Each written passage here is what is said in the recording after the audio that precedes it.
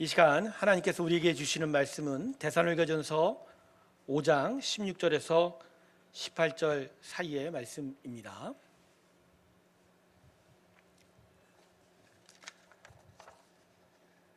데살로니가전서 5장 16절에서 18절까지의 말씀입니다. 자, 찾으셨으면 짧은 말씀입니다. 우리 다 같이 한 목소리로 함께 봉독할까요? 시작. 항상 기뻐하라. 쉬지 말고 기도하라. 범사에 감사하라. 이것이 그리스도 예수 안에서 너희를 향하신 하나님의 뜻이니라. 아멘. 할렐루야. 우리 하나님께 영광의 박수 올려드리겠습니다. 아멘. 예배는 심령으로 드려야 하지요. 그래서 영과 진리로 드리는 것이 예배라 주님께서 말씀하셨지만, 그럼에도 우리의 육체 또 우리의 삶의 인생으로도 함께 나아가는 것이 우리의 예배 되는 줄로 저는 믿습니다. 아멘. 지금 영상으로 이 예배를 보고 계시는 성도 여러분께 부탁드립니다. 핸드폰으로 볼 때는 예배가 잘 드려지지 않을 수 있어요. 왜냐하면 손에 쥐어진 핸드폰을 가지게 되면요, 머리와 등은 반드시 땅에 눕게 되어 있습니다. 그래서 침대와 소파에 누워 지금 혹시 핸드폰을 보시고 계신 분은 예배는 그냥 설교 듣는 시간이 아니라 마음의 고백과 함께 인생으로 구별하여 하나님께 나아가는 시간인 것을 기억하셔서 빨리 소파로 이동하시고 또 자리에 이동하셔서 또 의관도 잘 갖추시고 귀하게 예배 드렸으면 좋겠습니다. PC와 특별히 테레비로 연결해서 예배 드리는 것이 훨씬 효과적일 것 같습니다. 여러분, 우리의 예배는 마음으로만 그저 설교 듣는 시간이 아닌 것을 꼭 기억하시고, 오늘 이 시간만큼은 내가 진짜 하나님을 구별하여 예배하겠다라고 하는 그런 고백이 우리 가운데 살아있길 주님의 이름으로 축원합니다. 기도하겠습니다. 하나님, 우리의 예배를 축복하실 때 하나님을 온전히 사모하며 사랑하며 귀한 것을 드릴 수 있는, 나의 인생을 귀하게 구별하여 드리는 예배 되게 하여 주시옵소서. 예수님의 이름으로 기도드립니다. 아멘. 자, 오늘은 기도에 대하여 하나님의 교훈을 배우는 시간이죠. 예수 그리스도 안에 우리를 향한 하나님의 뜻 가운데 세 가지를 배울 때, 자, 지난주에는 항상 기뻐하라를 배웠고, 오늘은 쉬지 말고 기도하라를 배우게 됩니다. 근데 성도 여러분, 오늘 쉬지 말고 기도하라라는 말씀을 읽으면서 어떤 마음이 어떠셨습니까? 혹시 맥이 빠지지는 않으셨나요? 어떻게 쉬지 않고 기도할 수 있지? 밥도 먹지 말라는 건가? 잠시 쉬지도 말라는 건가? 어떻게 쉬지 말고 기도하라. 그래서요, 본문 말씀을 좀 구체적으로 알아볼 필요가 있어요. 특별히 헬라어 원문으로 보면 이게 우리가 생각하는 그 뜻은 아니라는 것을 좀 발견하게 됩니다. 자, 쉬지 말고 기도하라를 먼저 헬라어로 좀 살펴볼게요. 먼저 쉬지 말고라고 번역된 헬라어는 아디아 레이푸토스인데 외울 필요는 없어요. 세 개 단어가 조합된 단어인데 그 의미는요, 중단 없이 쭉이라는 얘기입니다. 근데 이게 밥도 먹지 말고 잠도 자지 말라라는 그런 의미로 쓰여진 게 아니고요, 우리말로 굳이 정말 적합한 단어를 쓰면 꾸준하게가 가장 어울려요. 꾸준하게, 부단 없이 삼시세끼 밥 먹는 거와 똑같은 이야기예요. 그러니까 반복적으로 꾸준하게, 이런 단어가 의미가 바로 이 쉬지 말고라는 의미에 있는 거죠. 근데 이 삼시세끼를 우리가 꾸준하게 먹는 이유가 뭐죠? 밥 먹는 걸 아주 중요하게 여기니까 잊지 않고 때만 되면 찾아 먹는 건 아닙니까? 그런 거예요. 기도라는 건 우리의 인생 속에, 믿음의 삶 속에 가장 최우선적인 순위라는 거죠. 그래서 꾸준하게 항상 우리에게 있어야 될 게 뭐라고요? 기도다. 그 이야기가 바로 쉬지 말고라는 의미입니다. 다음은 기도하라라는 단어인데, 이것도 프로슈케데스라는 단어가 쓰이고 있어요. 외울 필요는 없지만 여기에 담겨진 뜻은요, 좀 더 우리가 기도가 이런 것이다라는 깨닫게 합니다. 하나님의 얼굴을 향하여 앞으로 나아가다라는 의미가 여기 들어가 있어요. 그러니까 프로라는 건 전치사로서 앞을 향하여라는 거거든요. 하나님을 향하여 나아가는 게 뭐라고요? 기도라는 거예요. 그러니까 오늘 본문을 보면 어떻게 이해가 되냐면 쉬지 말고 기도하라는 건 꾸준하게 하나님을 향하여 하나님의 얼굴을 향하여 계속 나아가는 일이 뭐라? 기도다. 그러니까 기도는요, 그냥 내가 무엇을 원하니까, 무엇이 필요하니까 이것 좀 주세요라고 나가는 그런 기도가 아니라 하나님을 향하여 그분을 만나고 그분과 소통하고 그분과 대화하려고 그분 앞으로 계속 부담 없이 나아가는 것이 바로 뭐다? 기도다. 할렐루야. 이제 기도의 뜻을 좀 분명히 깨달아야 합니다. 성도 여러분, 그래서 오늘 말씀을 통해서 우리는 우리 하나님을 정말 분명하게 깨닫게 됩니다. 우리 하나님은 당신의 자녀 성도들과 대화 나누기를 원하시는 분이다라는 거죠. 끊임없이 자신의 자녀들이 성도들이 당신 앞으로 찾아와 당신과 함께 소통하고 대화하고 이야기를 나누시는 그것을 너무나 기뻐하는 분이 바로 우리 하나님이다라는 거죠. 성경이 흔히 세상이 생각하는 신에 대한 관념을 무너뜨리는 부분이 바로 이 부분이에요. 사람과의 소통. 세상 사람들이 보통 신을 어떻게 생각하죠? 하늘에 앉아서 아주 근엄하고 무섭게 세상을 다스리는 존재라고밖에 생각 안 하거든요. 하지만 성경이 말하는 하나님, 참된 하나님은 사람을 찾아 사람과 함께 만나서 대화하기를 원하시는 분이다. 할렐루야. 출애굽기를 보면요, 이런 말씀이 있어요. 사람이 자기 친구와 얘기함 같이 여호와께서는 모세와 대면하여 말씀하시며, 하나님이 모세와 함께한 그 모습을 어떻게 표현하냐면 사람과 대면하여 이야기함 같다라고 합니다. 그러니까 하나님이 어떤 분이라고요? 우리를 당신의 얼굴 앞에 누구서 서로 대면하며 어떤 식으로 얘기하고 싶어요? 친구처럼 이야기. 마치 친구와 이야기하듯이 얼굴 마주보며 대화하기를 원하는 게 바로 우리 하나님이다. 이게 기도인 거예요. 왜 하나님은 이렇게 우리와 대화하기를 원하실까요? 그건요, 창세기에 우리가 하나님의 형상 닮아 지어졌다고 그러죠. 하나님의 형상 닮아 지어짐 받은 대로 온 땅의 만물을 다스리게 하신다고 말씀하세요. 창세기 1장 26절에. 여러분, 이건 하나님의 뜻이 우리를 통하여 이 땅에 나타나야 되는데 그냥 나타날 수 없으니까 우리 안에 영이신 하나님을 닮은 영을 만드시고, 그래서 그 영과 영이 서로 소통하고 대화하고 이야기하고 친밀하게 됨으로써, 그래서 하나님이 우리의 사정도 살피시고 당신의 뜻도 주관하시고 당신의 마음도 알려주시면서 그렇게 이 땅을 온전하게 세워가시고자 하는 의미가 있다는 거예요. 그래서 이만큼 하나님의 성도들에겐 하나님과 함께 소통하고 함께 대화 나누는 것이 너무너무 중요한 거예요.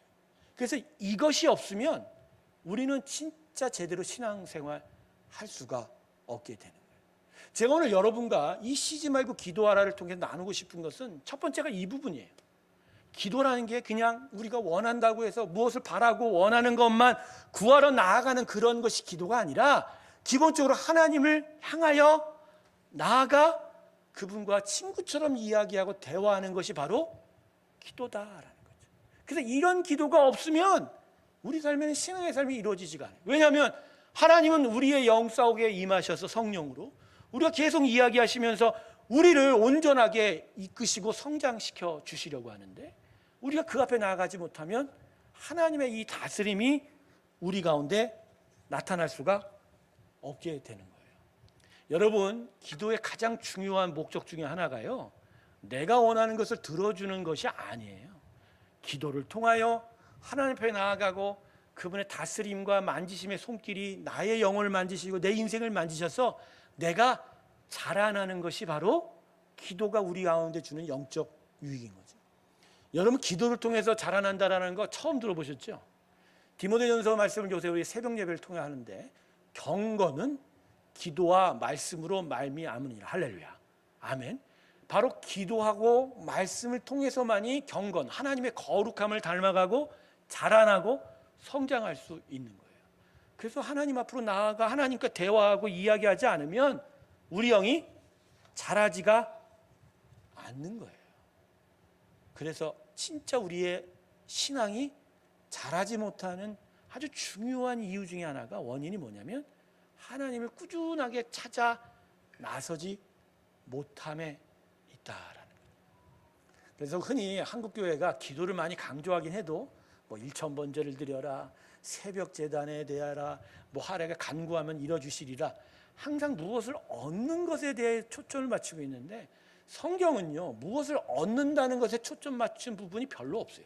하나님이 알아서 주신다, 그걸 믿으라고 하죠. 오히려 기도는 하나님 앞을 향하여 나와 그분과 친구처럼 대화하고, 그래서 그분의 은혜 안에 우리가 자라는 것이 가장 중요한 목적이 됩니다. 할렐루야. 예. 사랑하는 새로운교회 성도 여러분, 우리는 이 쉬지 말고 기도하라의 말씀처럼 지금 끊임없이 기도하고 있습니까? 하나님의 얼굴을 향하여 가까이 나아가 그분을 친구 삼아 그분과 이야기하고 대화하고 있냐 말입니다. 혹시 우리가 그렇지 못한다면 우리가 왜 그렇지 못할까를 한번 생각해 봐야 합니다. 우리가 하나님께 계속하여 기도하지 않는 이유가 과연 무엇일까요? 뭐 게으르기도 하고, 그건 좀 이따 살펴보기도 하지만, 중요한 건 기도를 무언가 내가 요구하여 받는 것 정도의 차원에서만 생각하게 되는 거죠. 무언가를 받고 얻어야 할 때만 하나님께 기도하게 되니, 그죠? 하나님 앞에 자주 나오지 못하고 꾸준하게 나오지 못한다는 것이죠.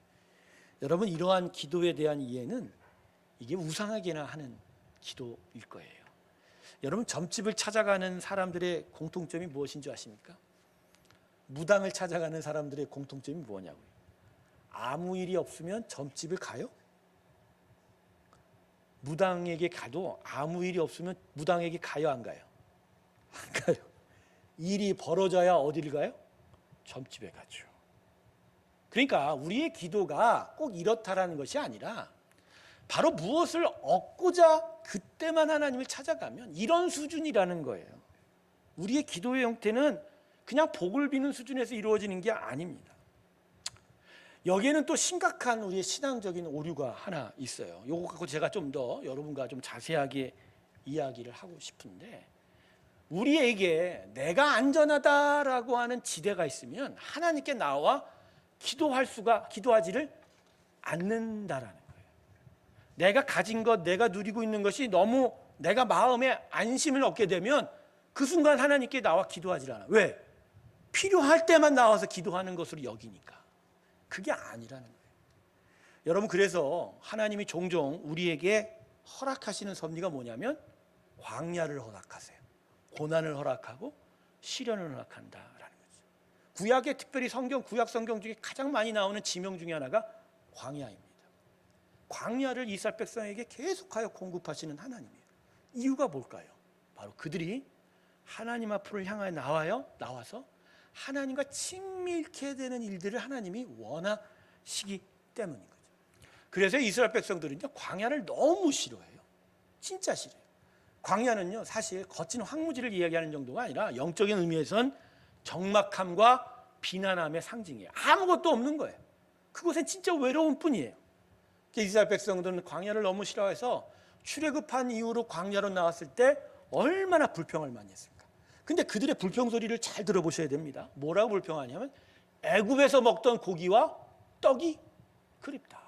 애굽에서 자던 잠자리가 그립다. 근데 잘 생각해 보세요. 애굽이 그들에게 어떤 자리예요? 노예 생활하던 자리입니까?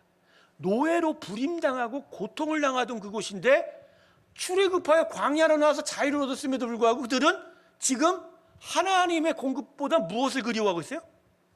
왜 그럴까요? 애굽이 아무리 몸으로 힘들어도 자기에게 먹을 것이 분명하게 오거든요.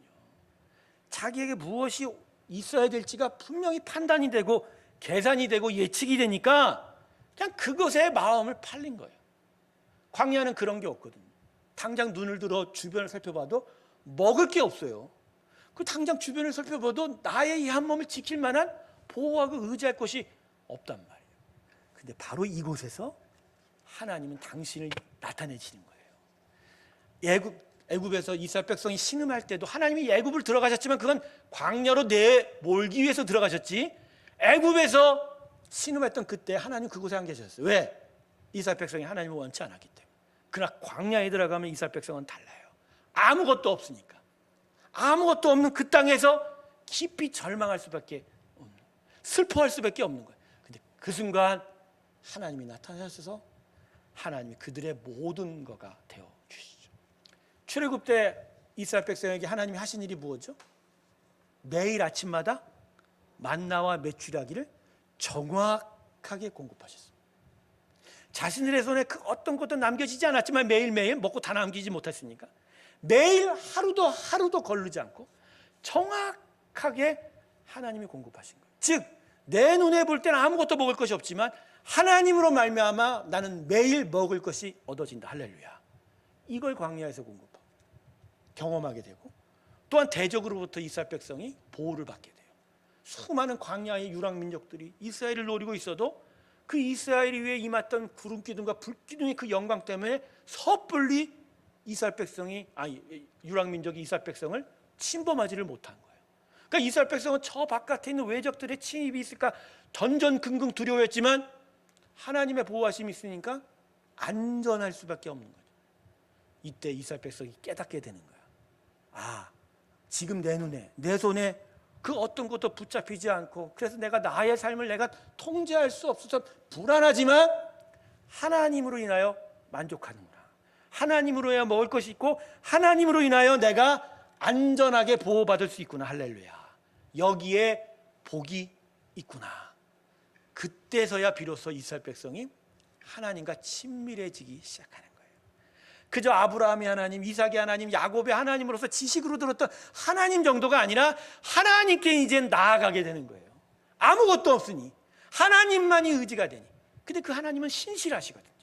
자신의 백성들에게 공급하시고 보호하시는 그 약속을 지키시는 하나님.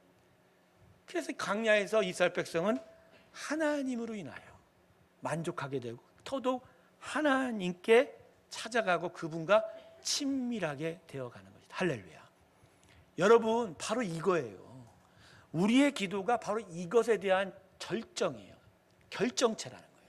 바로 이스라엘 백성에게 광야를 주셨던 것처럼 오늘날 우리에게도 기도를 허락하셔서 기도하는 자리에서 하나님과 친밀하게 되고, 기도를 통하여 하나님의 공급과 하나님의 보호하심도 경험하게 되며, 그래서 하나님과 함께 영원토록 동행하는 가운데 우리의 영이 자라나는 바로 신앙의 가장 근본적인 일들을 바로 기도를 통해서 해결하고 계신다는 거예요.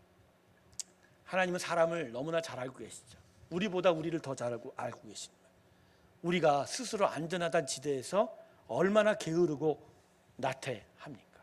이 두 손에 먹을 걸 다 들고 있고 내 주머니에 가득 두둑하게 챙기면 우리가 하나님 앞으로 나올 수 있어요? 안 나와요. 나가지도 않아요.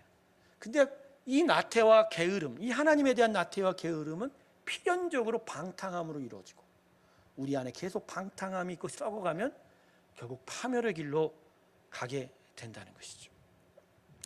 그렇기 때문에 우리는 언제나 하나님의 섭리 안에서 기도의 자리를 향하여 나아가게 되고, 그것을 위해서 하나님은 우리에게 때때로 시련도 허락하고 고난도 허락하게 되는 것이죠.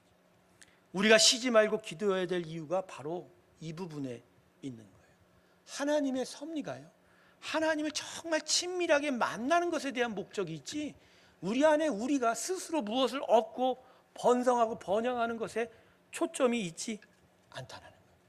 그래서 예수님이 뭐라고 하셨어요? 부자가 구원받는 건 낙타가 바늘 끼고 구멍 들어가는 것보다 더. 여러분, 이 본문 잘 해석해야 돼요. 돈 많은 부자 얘기하는 게 아니에요. 돈 많은 부자를 상징해서 무언가 가득하고 무언가 내가 안전하다, 스스로 내가 통제할 수 있다 생각하기 시작하는 순간 하나님이 그 안에 자리 잡을 시간이 없으니, 하나님 앞으로 나올 수 없으니, 하나님을 구하고 찾을 수 없으니, 그래서 하나님의 그 친밀한 일들이 나타날 수 없으니 구원을 얻을 수가, 하나님의 크신 은혜 안에 있을 수가 있다 없다? 없다라는 거예요. 특별히 제가 여러분과 오늘 좀 더 깊이 좀 나누고 싶은 건, 우리가 흔히요 하나님은 저축된다라는 생각을 하는 것 같아요. 하나님은 저축된다. 오늘 주일 만났으니까 이제 일주일 동안 내가 아무것도 안 해도 괜찮겠지라고 하는 거죠. 이번 달 첫 번째 새벽 예배 만났으니까 앞으로 한 달은 괜찮을 거야 라고 생각하는 경우가 많다. 혹시 지금 이 영상을 보고 계시는 분, 영상을 보면서 오늘 주일 예배 그래도 영상으로 보니까 이 주일 영상 보면요, 유튜브를 보면요, 동시 접속자 수가 있어요. 실제 평균 예배 드리는 이 영상을 지속적으로 보는 시간이 있어요. 우리 보통 예배 시간이 보통 1시간이잖아요. 근데 평균적으로 지속 시간이 몇 분이 되시는 줄 아세요? 통계가 나와 있어요. 20분도 채 안 돼요. 그 얘기는 뭐만 듣고 있다고요? 정확하게 뭐만 듣고 있다고? 왜 그럴까요? 예배 중에 가장 하이라이트는 설교라고 생각하니까. 근데 설교 한 번만 잠깐 들으면 내가 예배 드린 것 같으니까. 그렇죠? 그게 뭐예요? 결국 하나님은 내 안에 어느 정도 저축이 된다. 여러분, 결코 하나님은 저축되시는 분이 아닙니다. 이스라엘 백성이 광야에서 만나를 받을 때 그 만나가 그 다음날 아침까지 그대로 있었어요? 남겨뒀다가? 안 됐죠. 그날 바로 저녁에 썩어버렸어요. 왜 그럴까요? 하나님의 은혜는 저축되는 게 아니에요. 왜냐하면요, 하나님의 은혜는 매일매일 새롭기 때문입니다. 그래서 꾸준하게 하나님 앞으로 나아가야 돼요. 우리에게 소유가 되지도 않고 조종되지도 않고 우리의 소모품도 아니고 저축 안 되는 그 하나님을 매일 우리가 만나야 되는 이유는 하나님이 우리를 매일 다르게 인도하시기 때문입니다. 사랑하는 성도 여러분, 하나님이 우리와 매일 만나시길 원하는 이유 중에 하나가 뭐냐면 하나님은 매일 다른 은혜로 함께하고 계세요. 이유는 뭐냐면 매일 우리의 삶이 똑같지가 않다는 거예요. 우리는 신앙의 삶이 계속하게 우상향하고 가는 줄 알아요. 계속 하나님께로 올라가고 있다라고 생각하거든요. 절대 그렇지 않다는 거예요. 어느 날은 올라가다가 어떤 날은 내려가고요. 어떤 날은 끝없이 횡단하기도 합니다. 산을 향하여 올라가는 날도 있지만 계곡을 말라 내려가는 겨울도 있고 때로는 깊은 강을 건너야 되고 사막도 횡단해야 해요. 왜 그래요? 그러한 계곡과 사막과 광이 있어야 더더욱 하나님의 중요함을 깨닫게 되고 더더욱 하나님을 만나게 되고 하나님의 그 친밀함 가운데로 우리가 나아가기 때문에, 그래서 그날마다 하나님이 새롭게 하시는 은혜가 각각 다르다라는 거예요. 어제 내가 만난 하나님 오늘도 똑같이 만나겠지? 절대 그렇지 않아요, 여러분. 주일날 만나면 일주일 동안 내가 평안할까고요? 안 그래요. 오늘은 기쁨으로 하시지만 내일은 슬픔의 일이 다가올지도 몰라요. 왜? 슬픔 가운데서도 하나님을 만나야 될 은혜가 있기 때문이에요. 그 다음 날은 또 괴로움이 있을지도 있어요. 괴로움 가운데서도 하나님을 의지하는 법을 배워야 하기 때문에.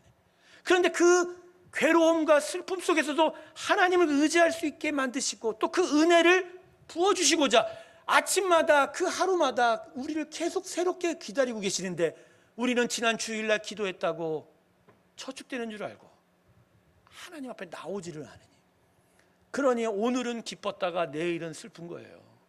그 다음 날은 괴로운 거예요. 이기지를 못하니 어제의 슬픔이 또 쌓여있고 또 괴로움이 들어오니 한 주 내내 아픈 거예요. 그렇지만 새로운 하나님의 은혜를 오늘 아침에 경험하고 또다시 경험하면서 비록 슬픔이나 비록 괴로움의 계곡을 건너가도 오늘 나에게 새롭게 주시는 슬픔을 이길 힘을 얻고 오늘 저녁에는 그 슬픔을 이긴 승리를 느끼고 내일엔 괴로움의 계곡의 강을 건너가도 그 괴로움을 이길 하나님의 은혜를 체험하니 오히려 그날은 괴로움을 이긴 기쁨으로 하나님께 감사할 수 있는 은혜를 얻게 되는 것이다. 할렐루야. 신앙의 삶은 이거예요. 신앙의 삶은 자본주의가 아니에요. 오늘 내가 요만큼 했으니까 요만큼 벌었지가 아니에요. 하나님은 돈에 계시지도 않고 물질에 계시지도 않고 우리의 집, 우리의 차 가운데 계시지 않아요. 신앙의 삶은 그런 게 아니에요. 신앙의 삶은 하나님과 친밀해지는 것입니다. 할렐루야. 그래서 그분과 가까워지고 그분과 대화하면서 그분께 더욱더 안겨 그분이 하시는 대로 인생을 맡기며 그분을 더욱더 깊이 느껴가는 그 일들, 그러면서 우리는 하나님의 손을 꽉 붙잡게 되죠. 하나님을 더욱더 힘껏 안게 되죠. 그래서 하나님의 체온을 느끼고 하나님의 뜨거운 마음을 느끼고 하나님의 사랑을 느끼면서 그렇게 살아가는 게 바로 우리의 신앙의 삶이라는 거. 그러기에 하나님이 우리에게 필요할 때만 나와서 기도하라 하지 않고 오늘 사도 바울의 말씀처럼 명령으로 쉬지 말고 기도하라. 할렐루야. 쉬지 말고 항상 하나님 앞으로 나아가길 주님의 이름으로 축원합니다. 그때그때마다 다른 새로운 주의 은혜를 공급받으셔야 돼요. 그래서 그때그때마다 그날마다 다른 여러 우리의 삶의 우여곡절을 이길 수 있는 능력을 여러분 마음 안에 받으셔야 돼요. 그럴 때 진짜 우리는 참된 은혜의 삶으로 나아가게 될 줄로 믿습니다. 태양이 이글거리는 사막을 한 사람이 걷고 있었어요. 그에게 가지고 있던 물이 그런데 바닥이 났습니다.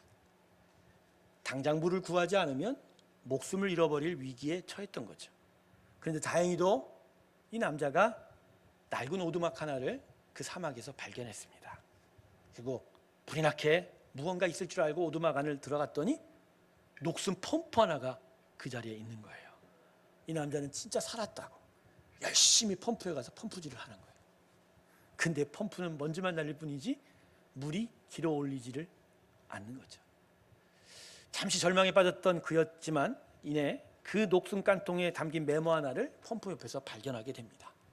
깡통을 열어보니 메모가 있어서 그것을 읽어보니 이렇게 기록되어 있습니다. 이 펌프는 기능상으로는 정상입니다. 다만 오랫동안 사용되지 않았기에 다음과 같이 하셔야 합니다. 펌프 안에 물이 없을 테이니 물을 다시 길어 올리려면 마중물이 반드시 필요합니다. 오두막 뒤쪽에 가시면 코르크 마개로 막아놓은 물병이 한 병 있을 것입니다. 그런데 그 물 전체가 마중물로 필요합니다. 혹시 당신이 지금 갈증이 나서 이 물을 한 모금이라도 마시면 펌프에서 물을 길어 올릴 수가 없을 것입니다. 하지만 이 물을 먹지 않고 다 붓게 되면 이내 펌프가 작동하여 콸콸콸 솟아오르는 생명수를 얻게 될 것입니다. 의심하지 말고 믿으십시오. 이 우물은 결코 마르지 않았습니다. 이 메모를 읽고 이 남자는 어떻게 했을까요? 저는 여러분에게 묻고 싶습니다. 만일 여러분이 이 사막의 한 남자와 같다면 어떻게 하시겠습니까?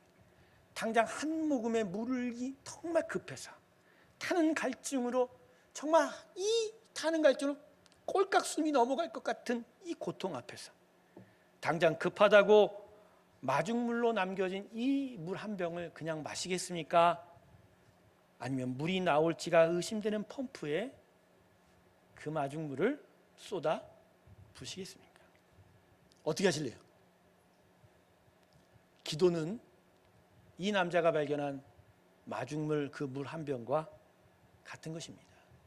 하나님으로부터 영원토록 솟아나오는 그 생명수에 그 공급이 있기 위해서 우리의 기도는 마중물이어야 되는 것이죠.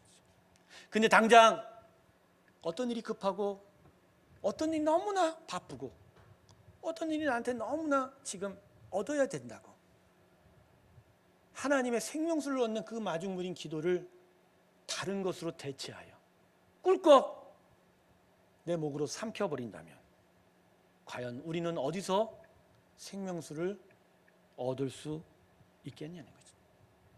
당장 기도라는 마중물을 우리가 원하는 것을 위해서 삼킨다면 오늘은 편할 수 있으나 내일부터는 갈증에 처할 것이고 그 다음 날은 생명수 없이 죽을 수도 있다라는 걸.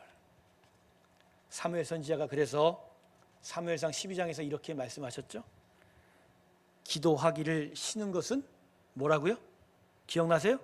죄다라고. 어떤 죄예요? 다른 죄가 아니에요. 생명을 죽이는 죄다.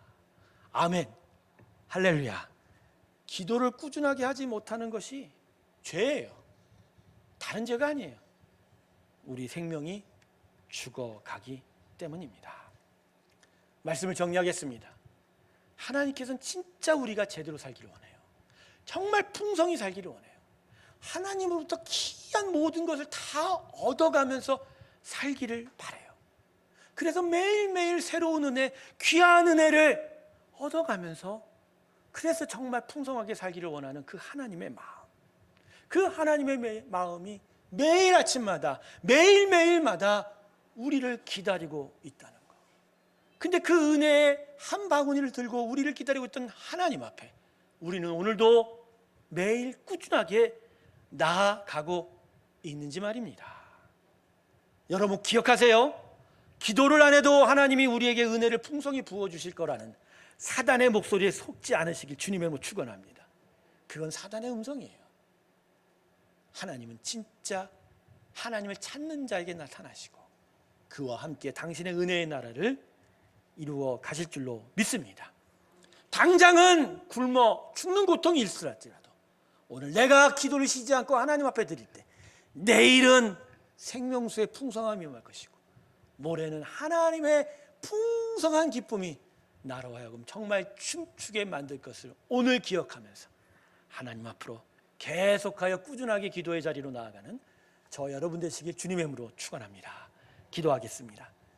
하나님, 꾸준하게 하나님 앞에 서고 싶습니다. 그때마다 필요한 것을 얻고자 함이 아니라 하나님 앞에 하나님과 함께 친구되어 주님의 그 귀한 사랑과 함께 살기를 소망합니다. 주여 우리를 그 길로 인도하여 주시옵시고 매일매일이 새로운 은혜로 살아가는 복된 우리의 인생길이 되게 하여 주시옵소서. 감사드리며 예수님의 이름으로 기도드립니다. 아멘. 우리 다 같이 364장 내 기도하는 그 시간 찬송 부르면서 주님 앞에 봉헌하며 나아가겠습니다. 우리의 기도의 은혜를 고백하면서 우리 하나님 앞에 나아가기 원합니다. 내 기도하는 그 시간 내